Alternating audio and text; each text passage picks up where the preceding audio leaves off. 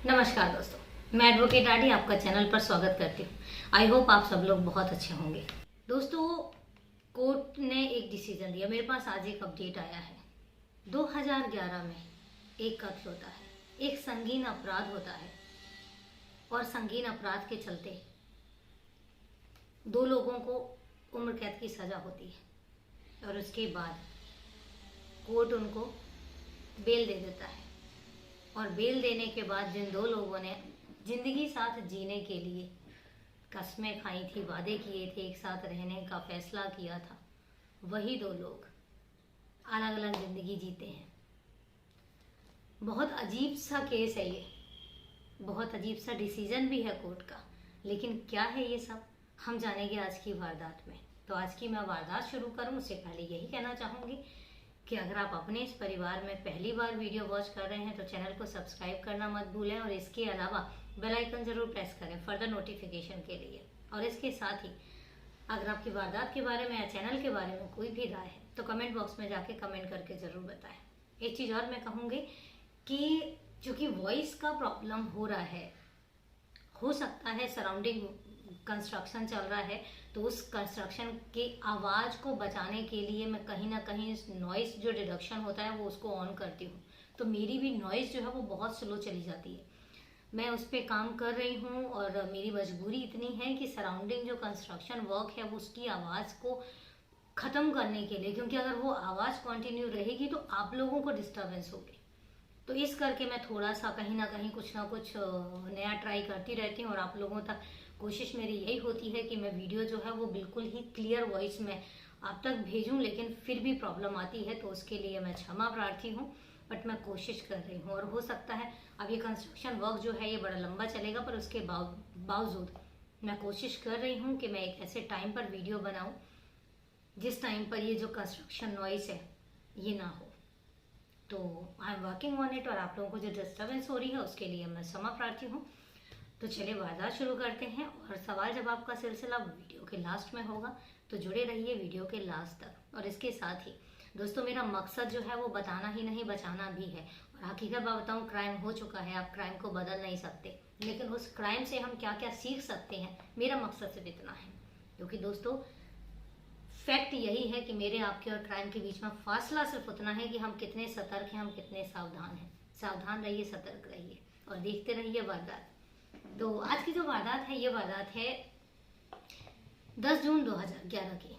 10 जून 2011 गोरखपुर में 10 जून को एक लड़की अपने घर से निकलती है किसी काम से और उसके बाद वो घर वापस नहीं आती। दोपहर हो जाती है।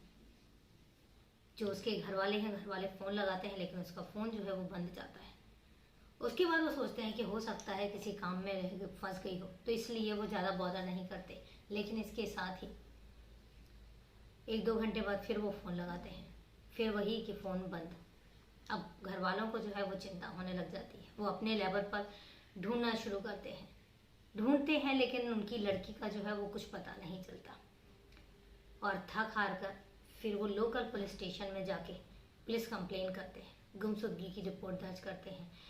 पुलिस वाले भी अपने लेवल पर ढूंढना शुरू करते हैं लेकिन उस बच्ची का कहीं कुछ पता नहीं चलता। बच्ची का नाम शिखा दुबे। शिखा का कहीं कुछ पता नहीं चलता। अब पुलिस जो है वो अपने लेवल पर काम करना शुरू कर देती है, लेकिन ज़्यादा मशक्क़त नहीं करनी पड़ती।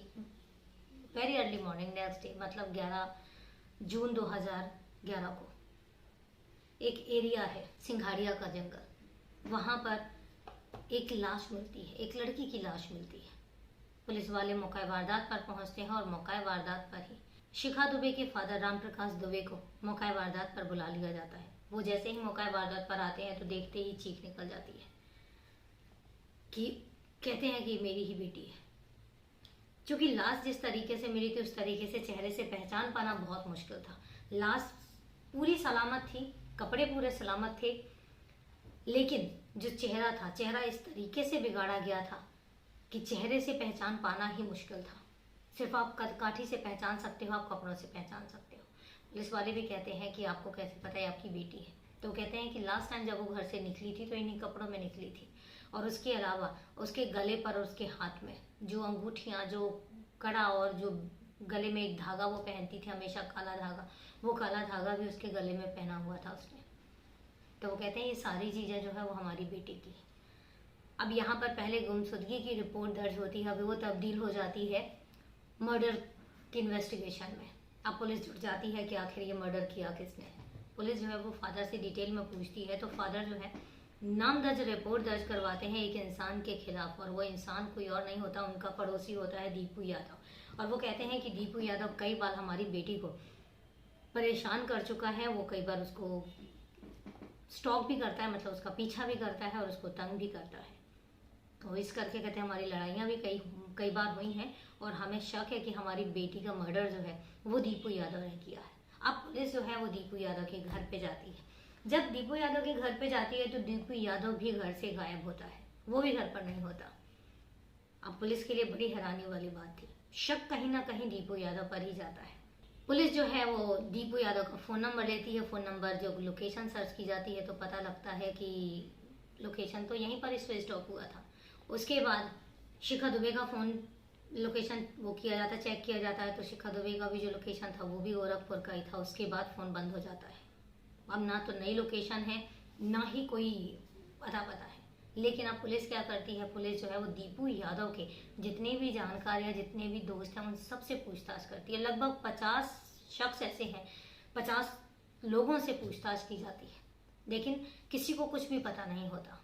दीपू यादव के खास फ्रेंड्स से भी पूछताछ की जाती है, लेकिन वहाँ से भी कुछ भी सामने नहीं आता। अब पुलिस भी हाथ पर हाथ रख के बैठी हुई थी कि उनको भी कुछ समझ नहीं आ रहा था कि आखिर वो करें क्या। लेकिन इसके बाद यहीं से एक बात पता लगती है।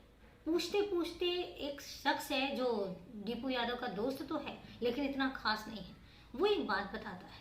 दीपू यादव कई बार सोनभद्र का जिक्र कर चुका है, सोनभद्र का जिक्र भी कर चुका है, और सोनभद्र के बारे में वो कई बार जिक्र भी करता है, सोनभद्र वो कई बार होकर भी आया है।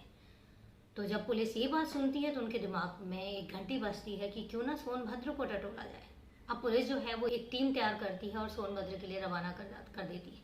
अब जो टीम जो है वो सोनभद्र जाती है, वो वहाँ पर अपने लेवल पे पहली बात तो police station, local police station वाली पुलिस से मिलती, लोकल पुलिस से मिलती है। लोकल पुलिस से मिलने के बाद वो सारी बात बताती है, और इस तरीके से पूरे सोनभद्र इलाके में सर्चिंग ऑपरेशन शुरू हो जाता है साइलेंटली। ऐसा भी नहीं है कि बहुत ज़्यादा शोर किया जाता है। कई दिन गुजर जाते हैं लेकिन कोई रिजल्ट नहीं निकलता। इसके बाद जो लोकल पुलिस के खबरी होते हैं वो एक खबर देते हैं, और पुलिस जो है वो एक घर के बाहर जाती है। घर जो है वो अंदर से बंद था। पुलिस दरवाज़ा नॉक करती है, और जब दरवाज़ा खुलता है तो पुलिस चौंक जाती है, क्योंकि सामने जिसने दरवाज़ा खोला था वो और कोई भी नहीं, वो तो शिखा दुबे थी। अब पुलिस को अपनी आंखों पर यकीन नहीं हो रहा था, क्योंकि शिखा दुबे तो मर चुकी थी, लेकिन सामने शिखा दुबे।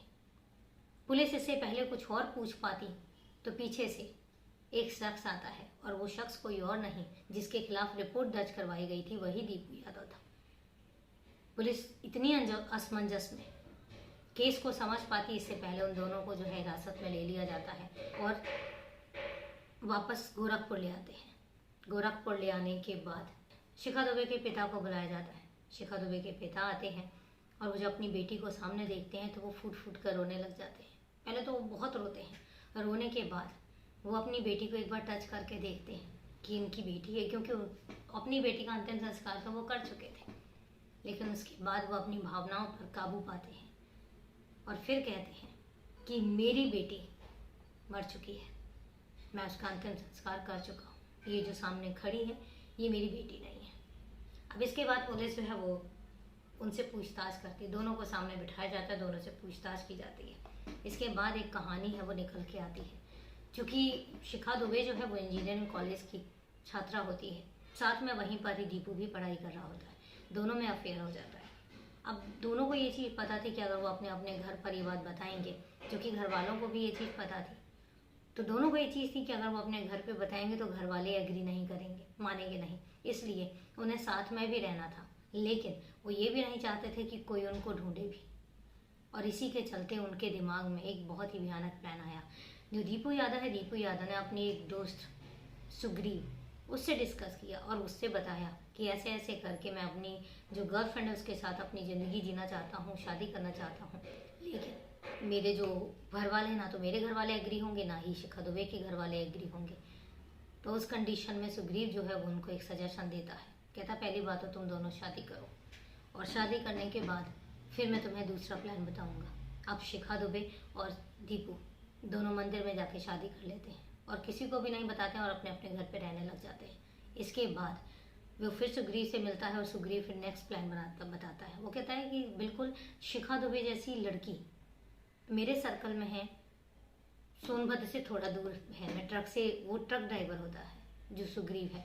तो सुग्रीव बताता है कि मैं जहाँ पर जाता होता हूँ ट्रक लेके, वहाँ पर एक लड़की है पूजा, इसकी शिखा की ही उम्र की है और देखने में और काफ़ी चीज़ें जो है वो बहुत सिमिलर है, हाइट, हेल्थ, सारी चीज़ें जो है वो शिखा जैसी हैं। कई एक बार तो मैं भी, जब मैंने पहली बार उसको देखा तो मैं भी चौंक गया था। तो कहता है कि एक काम करते हैं, उसको मैं अपने साथ लेकर आऊँगा और हम उसका मर्डर करेंगे, और मर्डर करने के बाद हम उसको यहाँ पर फेंकेंगे और तुम दोनों यहाँ से गायब हो जाना।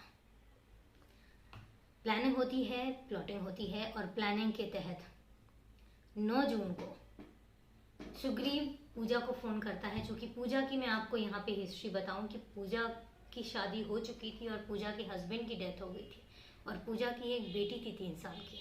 तो पूजा अपनी बेटी का लालन पालन कर रही थी। चूँकि फाइनेंशियल कंडीशन थी वो इतनी स्ट्रांग नहीं थी, तो पूजा भी जॉब सर्च कर रही थी। कहीं से वो सुग्रीव के टच में आती है, तो सुग्रीव से डिस्कस करती है कि मैं जॉब की तलाश कर रही हूँ, लेकिन मुझे कोई अच्छी सी जॉब नहीं मिल रही है।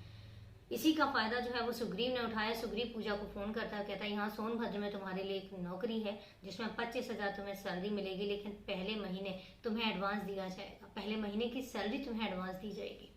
पूजा एग्री कर जाती है क्योंकि 25,000 बहुत बड़े अमाउंट था। तो सुग्रीव कहता है कि मैं तुम्हें लेने आऊँगा और तुम मेरे साथ आ जाना और मैं तुम्हें मिलवा दूंगा। वो एग्री हो जाती है। वो सब चीज़ें ओके होने के बाद 9 तारीख को सुग्रीव पूजा को अपने साथ पिक करता है और पिक करने के बाद वो सोनभद्र के पास लेकर आता है। कुसम्भी का एक जंगल है, कुसम्भी के जंगल के पास लेकर आता है। यहाँ पर जो शिखा दुबे और दीपू यादव हैं 10 तारीख की सुबह सुबह कुसम्भी की जगह पे पहुँच जाते हैं। पहुँचने के बाद सबसे पहले ट्रक के अंदर ही पूजा की हत्या कर दी जाती है गला दबा के, और इसके बाद जो शिखा दुबे है, शिखा दुबे अपने कपड़े जो है वो पूजा को पहनाती है। इससे पहले शिखा दुबे अपने लिए ऑलरेडी नए कपड़े खरीद चुकी थी। शिखा दुबे को, पूजा को वो अपने कपड़े पहनाती है। कपड़े पहनाने के बाद वो अपनी जितनी भी ज्वेलरी उसने पहनी हुई थी जिससे उसकी पहचान हो सकती थी, वो सारी ज्वेलरी पूजा को पहना देती है। उसके बाद जो गले में एक धागा था, काला धागा, वो भी वो पूजा को पहना देती है। और इसके बाद वो कपड़े, नए कपड़े जो अपने साथ लेकर आई थी, वो नए कपड़े पहनती है। वो लोग पूजा की लाश को सिंगाड़िया के पास जंगल में लेकर जाते हैं, जो सोनभद्र में ही है, वहाँ पर लेके जाते हैं और वहाँ पर पूजा की जो लाश है वो डंप कर देते हैं।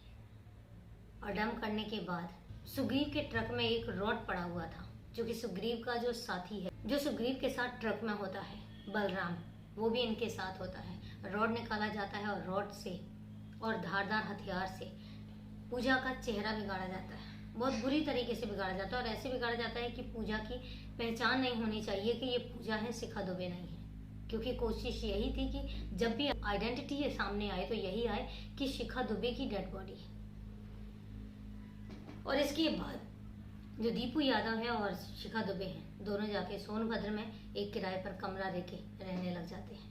यहाँ पर सुग्रीव और बलराम अपने काम पे लग जाते हैं। कोशिश पूरी थी, लेकिन उसके बावजूद हुआ ये कि कातिल पकड़े गए। इसके बाद चार्जशीट दाखिल हुई। चार्जशीट दाखिल होने के बाद फिर केस जो है वो कोर्ट में गया। घर वालों ने टोटली कॉन्टेक्ट करने से मना कर दिया। उन्होंने सीधा मना कर दिया कि हमारा भी इनके साथ कोई संबंध नहीं है। इसके अलावा सजा काटते हैं, लेकिन इन बिटवीन वो बेल के लिए अप्लाई करते हैं और उनकी बेल अप्रूव हो जाती है। ताज्जुब की बात ये है, इतने संगीन अपराध, इतनी खराब तरीके से, मतलब इतने गंदे तरीके से प्लानिंग करने के बाद भी कोर्ट जो है वो उनको बेल दे देती है। और बेल देने के बाद वो बाहर आते हैं। बाहर आने के बाद वो दोनों अपनी अपनी अलग अलग जगह शादी करते हैं। अब की अपडेट यही है कि वो अपनी अलग अलग जगह शादी करते हैं। दोनों की अपनी अलग अलग जगह शादी हो जाती है और दोनों अपनी लाइफ में अलग अलग जिंदगी जी रहे हैं। तो ये तो थी पूरी वारदात। बात यहाँ पर आती है, अब कंक्लूजन की बात आती है। जिस साथ रहने के लिए जिन लोगों ने इतना संगीन अपराध किया उनको बेल कैसे मिल गई? पहला सवाल, उनको बेल किस तरीके से दी गई? दूसरा सवाल, जितना साथ रहने के लिए डेस्परेट थे, जितना साथ रहने के लिए, तो बेल मिलने के बाद दोनों ने एक दूसरे के साथ शादी क्यों नहीं की? भूत उतर गया। ये जो प्यार का भूत होता है ना, और इतनी प्लानिंग के बाद जो ये चीजें होती हैं, ये सबसे ज्यादा डेंजरस होती हैं। उस पल, जिस पल आपके दिमाग में गलत गलत ख्याल आ रहे हैं, 2 पल रुकिए, सोचिए, नेगेटिव एंड पॉजिटिव दोनों पॉइंट सोचिए। मैं नहीं कहती हूँ कि प्यार गलत होता है, प्यार गलत नहीं होता, लेकिन प्यार में किसी और को यूज करना, प्यार में किसी और के लिए प्लानिंग करना, प्लॉटिंग करना, और प्यार में अपने प्यार के लिए किसी और का कत्ल करना कहाँ तक सही है? कभी सही हो ही नहीं सकता, अंजाम बहुत गलत। तो ये तो थी पूरी वारदात के बारे में आपकी क्या राय है? कमेंट करके जरूर बताइएगा, मैं आपके कमेंट का वेट करूंगी। अब मैं वीडियो वारदात खत्म करूं उससे पहले वही अपना सवाल जवाब का सिलसिला। मेरा आज का सवाल है, भारत के 14वें प्रधानमंत्री कौन है? सवाल सिंपल सा है, कमेंट बॉक्स में जाके कमेंट करके जरूर बताइएगा, तो मैं आपकी कमेंट का वेट करूंगी। चले दोस्तों, मिलते हैं फिर कल एक नई वारदात में। तब तक के लिए नमस्कार, जय हिंद।